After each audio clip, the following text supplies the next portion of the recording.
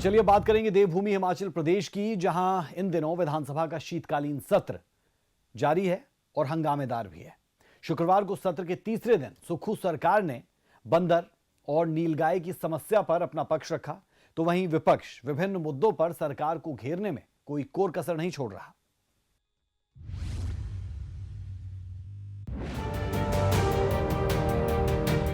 हिमाचल विधानसभा का शीतकालीन सत्र धर्मशाला में चल रहा है।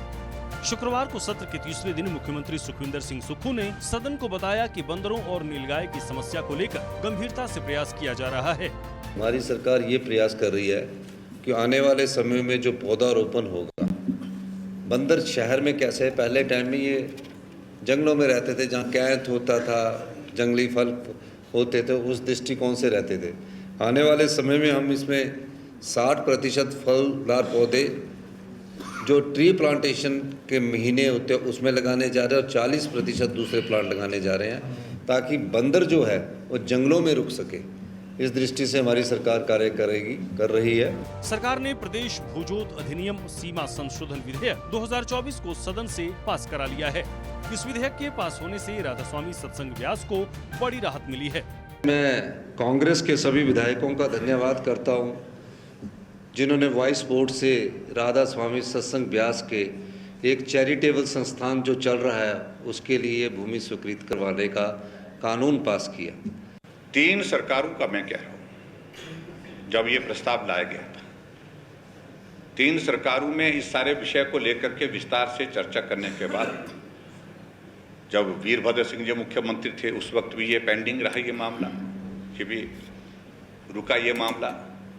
धूमल जी मुख्यमंत्री रहे तो उस वक्त भी कैबिनेट में आया मामला, लेकिन फिर पेंडिंग हुआ। और हमारी सरकार के दौरान भी ये बहुत विस्तार से चर्चा होने के बाद यही पाया गया कि इसमें करने में जो कॉम्प्लिकेशंस आ रही है वो एक दिक्कत है।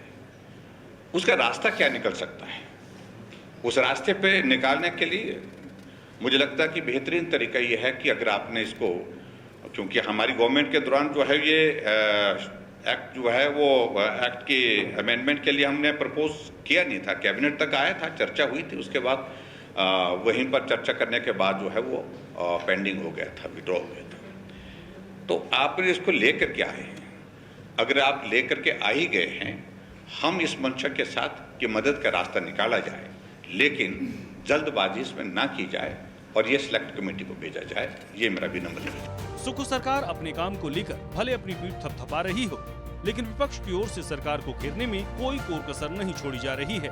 जो बातें जो कर रहे हैं बिल्कुल झूठ बोल रहे हैं, और सामाजिक सुरक्षा पेंशन के दायरे में जो पहले से ऑलरेडी है, उनको अगर जिनको 1000 रुपए मिलता है उनको 500 रुपए ऐड करके, जिनको 1150 रुपए मिलता है उनको 350 ऐड करके उसको गारंटी पूरा करने की बात कह रहे हैं, तो मैं समझता बहुत बड़ा धोखा है माताओं बहनों के साथ। झूठ की पराकाष्ठा कर दी है हिमाचल प्रदेश में सरकार ने और खासतौर से मुख्यमंत्री जी ने। मुझे इस बात को लेकर के सचमुच में बहुत दुख है। और अभी तक हिमाचल प्रदेश में अगर नौकरियां लगी हैं तो नौकरियां वो लगी हैं जो भारतीय जनता पार्टी ने जिन भर्तियों की प्रक्रिया शुरू कर दी थी, पोस्टें क्रिएट की थी, भर्ती की प्रक्रिया शुरू कर दी थी, और वो काम पूरा होने के बाद नौकरियां उनको मिली। कुल मिलाकर हिमाचल विधानसभा का शीतकालीन सत्र आगे भी हंगामेदार रहने की संभावना है, जिसमें विपक्ष की ओर से तमाम मुद्दों पर सरकार को घेरा जा रहा है। ब्यूरो रिपोर्ट, सूर्या समाचार।